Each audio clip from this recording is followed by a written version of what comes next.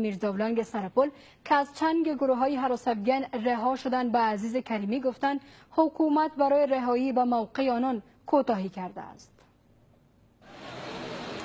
پس از 4 روز در اسارت داعش و طالبان زنده به مرکز سرپل رسیدند.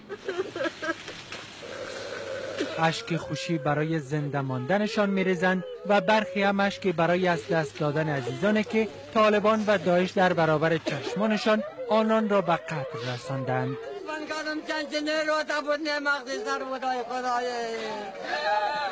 اینان حکایت‌های تلخ و دردآوری از ورود طالبان و داعش بر روستایشان دارند. آن همین که گواه تیرباران عزیزانشان از سوی گروه‌های هراس افغان بودند. قصر بچه خداحافظی کردم، گو کلمه خرم بخوانی، کلمه خرم خواندیم، ما رو گرفت برد پیش مسجد تعیین نداره، ما اصلا نداشتیم. 2 دفعه شانه ما کش کرد که بابا بیا این طرف که تو رو ببریم پیش قوم ما آیت الکرسی رو خواندیم، بله خود چوف کردیم، بله زن و بچه مردم چوف کردیم، زن و بچه مردم من از این قافله که دور داد ما بنده معمولی ما. بچه ما را از پیش زن میگرفته برده داده کشته، امروز درکش جسدش گم است. اگه سیانیزمی به کفایتا شده که زنگ زدیم که در همین منطقه را امنیت شما گرفتین، گفت بله. وقتی که آمد بچه ما را برده، بچه 26 ساله پاتو خوانده، ما برای عزیز قربان توی میکنیم، برای عزیز قربان بچه ما امروز درکش گم است. طالبان و داعش با تصرف منطقه میرزاولنگ سرپل کم از کم نزدیک به 55 تن از باشندگان این روستا را به قتل رسانده و یک شمار زیادی را گروگان گرفتند. مادر رئیس جمهور تیریم از برای خودمون رو تباه کرده. سانه کربلای امام حسین شده، یزید با حق امام حسین کرده. حکومت در حق مردم میتونه بکنه، در حق ملت. همین حکومته.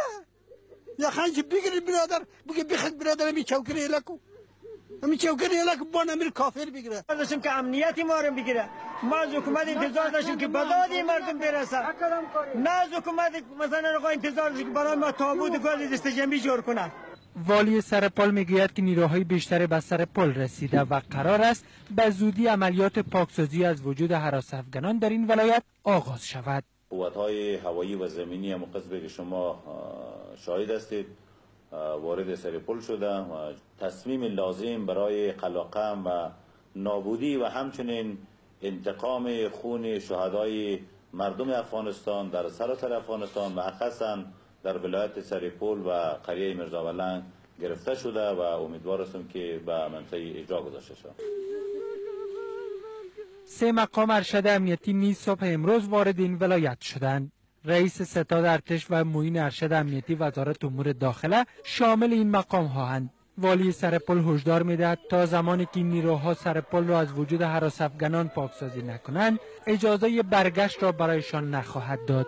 و نیروهایی که از حکومت مرکزی به سرپل آمده تا یک کار مناسبی را به سرپل انجام نده، ما به عنوان والی سرپل فکر میکنم که به سادگی اجازه نخواهد دادم که اینا به سرپل برگردن، مگر اینی که اگر رفتن ما هم همراهشون یک جا خواهد رفتم. رئیس جمهور غنی روز گذشته کشتار باشندگان میرزاولنگ از سوی هراس افغانان را خلاف تمامی ارزش‌های اسلامی و انسانی دانست و به هراس افغانان هشدار داد که انتقام قتل عام غیر نظامیان در ولایت سرپل را خواهد گرفت. و وعده می‌دهم که فرزندان دلیر ما در نیروهای دفاعی و امنیتی انتقام آنان را خواهند گرفت. تاکنون بیش از 400 خانواده از میرزاولنگ ولسوالی صیاد به مرکز این ولایت بیجا شدند. صبح امروز نیز رئیس جمهور به نهادهای مسئول هدایت داده است تا به بیجا شده های ولسوالی صیاد سرپل رسیدگی جدی کنند.